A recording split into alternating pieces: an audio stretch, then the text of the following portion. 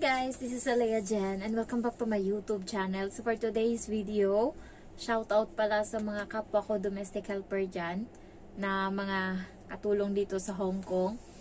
Huwag naman kayong magnakaw sa amo nyo, nadadamay ang mga matitino. So, iwasan nyo yun, may sahod naman tayo. Kasi nga, nakaraang araw, nabalita na yung Indonesia nagnakaw sa amo niya ng siguro mga 5 million sa pera natin, Indo yun. Ngayong araw naman binalita, Pinay naman yung nangnakaw. Yung ano naman, pera na nakuha, tsaka alahas is worth 2 million mahigit sa pera natin. So, kaya naging OA na yung amo ko. So, yung Indo is sa Happy Valley ba yun sila? Itong isa naman, yung Pinay naman North Point. Kaya nakakahiya na talaga, sunod-sunod na nakaw yung issue. Ang nanakawan nila is yung mga matatanda. Kasi nga, maraming pera yung mga matatanda, diba? Yun, ninakawan. So, nadadamay kaming mga matitino. Yun, yung amo ko na praning. Inalungkat lahat ng mga kaperahan niya. Alam nyo ba yung ano namin, yung sala namin meron doon parang lagayan, mahaba. Nandun nakalagay yung ano, thermos na inuman nila ng tubig, tas mga papel-papel na kung ano-anong mga dinadala-dala nila galing sa labas. Tapos pag nalinisan ko yan, pinapatong-patong ko lang dyan, nagsasalansan-salansan na marami na. Tapos may mga pera pa halo yung sa Chinese New Year, yung mga ampaw nila na hindi binigay sa kanila, tapos yung mga hindi nila napamigay nandyan din. Yung iba is mga hindi ko nasarado yung pinto.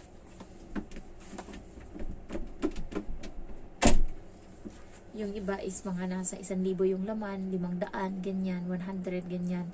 Tapos may isa pang papel doon na para siyang newspaper, parang notebook or kaya folder. Tapos yung pera nun sa loob is siguro mga nasa ilang thousand. Kasi nga, hindi ko alam kung para saan yun. Pero nandun may matig 500, 1,000. Nagtaka nga ako nung naglinis ako kung bakit may ganun kalaking halaga doon. Hayaan ko lang, linis ko lang. Tapos, may mga anik-anik dyan. May mga pera din yan. Yung mga konting mga papel-papel na kung ano-ano. May mga perang sinisiksik sa loob. So, nayaan ko lang. Ngayong araw, hindi niya ako sinabihan na sunduin yung bata. Pero nagkusa na ako kasi alam ko naman na yun yung gagawin ko. So, first time niya ako na hindi sinabihan na sunduin yung bata. Alam niyo yung pagkatapos niyang naligo. Plano niya talaga. Pagkatapos niyang naligo is hindi siya hindi siya lumabas. Natulog ako. Tapos paglabas ko, wala pa din siyang labas. Tapos nung umalis siguro ako, tsaka siya lumabas. Kasi nakita ko kumain siya. Tapos feeling ko, malakas ang ano ko na pumunta siya dito sa kwarto ko. Ewan ko anong mga tinignan niya dito. Pero pumunta siya kasi nga, hindi ako nagsasarado ng pinto. Tapos pag uwi ko, nagtaka ako bakit sarado na yung pinto ko dito sa kwarto. Hindi ako nagsasarado ng pinto. Kasi nga, yung hangin, kailangan kasi nila yung hangin. Galing dito sa bintana ko yung hangin papunta sa sala. So, kailangan bukas to parati. Kaya nagulat ako bakit nasarado to. Hindi ko sinasarado yan. Alam ko, umakyat siya dito. Hindi ko alam anong tinignan niya. Bahala siya sa buhay niya. Kaya wala naman akong ninakaw. Makita niya yung laman ng wallet ko, 30 lang yung pera doon. Taka siguro siya, yung 30 ko na yan, paano ko paabutin hanggang katapusan yan. Himekos-mekos ko lang yung 30. May sahod naman ako sa YouTube eh. Sa sahod naman ako ngayong 24. So, kaya yan. Tapos may laman naman yung ATM ko. Pinapambayad ko sa KFC is yung ATM ko. Tapos yung natira, yan. Yung binibili ko ng gulay-gulay. Tsaka kaya yan, afford. Ano ba? Kaya, ewan ko, naghalongkat siya dito. Tapos pag uwi ko, nalungkat niya lahat ng mga papel-papel doon sa ano. Tapos paulit-ulit niya sinasabi sa akin na ano daw, ang kalat na daw ng bahay. Taka naman ako, dati nga, malinis na nga yan ngayon eh. Dati nga, nung ilang buwan na, sobrang gulo niyan, wala siyang pakialam, nagsisiksiksikan na. Tapos ngayon, nag-iinarte siya na malinis na, pero mas malinis ngayon na, pero nilinis niya pa din, sabi niya, makalat daw, paulit-ulit niya sinasabi. Tapos nakita ko siya, pumunta siya doon sa, sa kwarto ng amo kong lalaki, kung saan nagko-computer. meron kasi doong mga papel-papel na nakasalansan. Tapos, merong 50 na nakalagay doon na tinupi lang, tas nilagay. Ano na yan eh, pagdating ko, siguro mga 1 linggo, tsaka nilagyan ng ganun. Kaya ilang ano na talaga ako, parang pag wala na akong pera, iniisip ko, sarap mo talagang kunin. Kasi parang hindi ka naman nila ano eh, parang hindi, nakalimutan ka na ata. Kasi 2 years na ako eh. Nilagay yan, 1 week pa lang ako. Sabi ko, sa isip-isip ko lang, sarap mo talaga kunin pagka kasi pinapabayaan ka lang naman eh, parang hindi ka na naalala na meron silang pera dito. Tapos nagulat ako ngayon, munta siya doon. Tapos, yun, paglabas niya, may bitbit siyang 50. Sabi ko, alam niya pala lahat ng mga pinaglalagyan niya. Alam niya lahat kung ilang pera yung nakuha niya ngayon na nilagay niya sa wallet niya, na pinangtanim niya, na tagal na, magdadalawang taon na.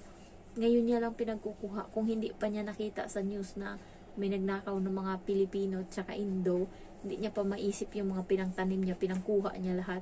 Buti hindi dumami. Ayan, so, nadadamay kaming mga matitino. Matitino.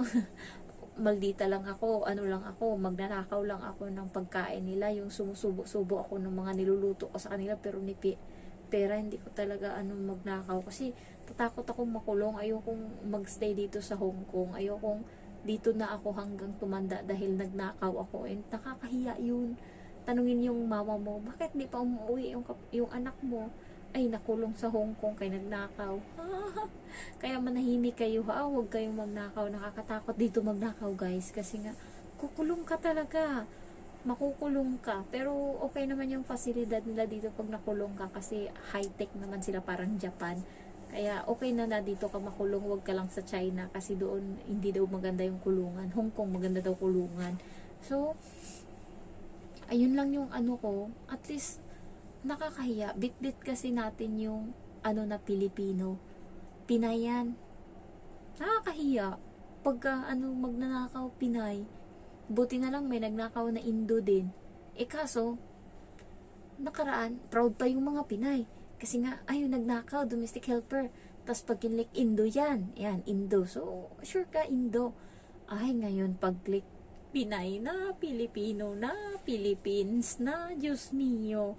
So, anuhin nyo yung sarili nyo. Huwag na. Kung hindi na kaya, mangutang na lang kayo sa bangko pag talagang gipit na gipit. Ayan. O kaya, kayo sa mga, yan, GCash, GLoan, Shopee.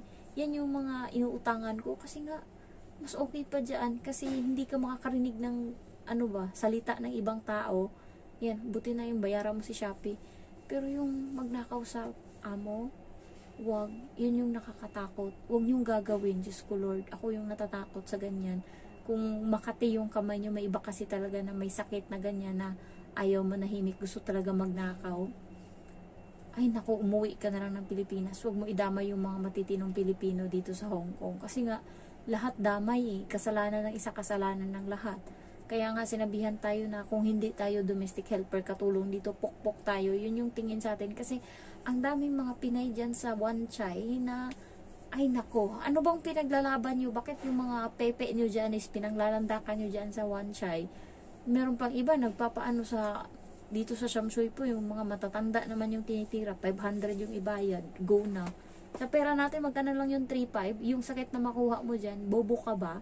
Kaya nga, yung mga iba dyan, nainis ako, lalo pag nung naggala-gala kami ni Dindi na subscriber ko, tapos may 3 babae, kala ko Indo, tapos pag ganun-ganon doon sa matandang babae, lalaki, tapos tinignan ko siya, alam mo yun, nasusura ako sa mukha niya, tapos tinignan niya ako, kasi na, parang, gumanon ako ba? Parang, ang daming trabaho dito, trabaho, tapos ganyan ginagawa mo.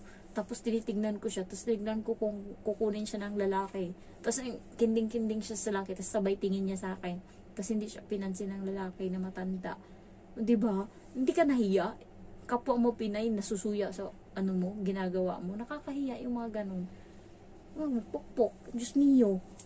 Buti na lang ako kahit papano. Siguro guys, alam niyo ba, bago pa ako pumunta dito, ang iniisip ko talaga na magiging sideline ko is magtrabaho ako as katulong, o kaya alam mo yung magsa-sideline ako part-time, tapos yung isa is magbebenta ako ng mga bote-bote, yung mga plastic karton, yan, yan yung mga ano ko, hanash ko. Tas yung isa is YouTube. Buti na lang kamo, hindi ko kaya pala mag part-time, kaya mag-ano na lang ako, mag-YouTube na lang ako. So, kapoy, pagod pala. So, yun, hindi ko iniisip na magpokpok kasi nga,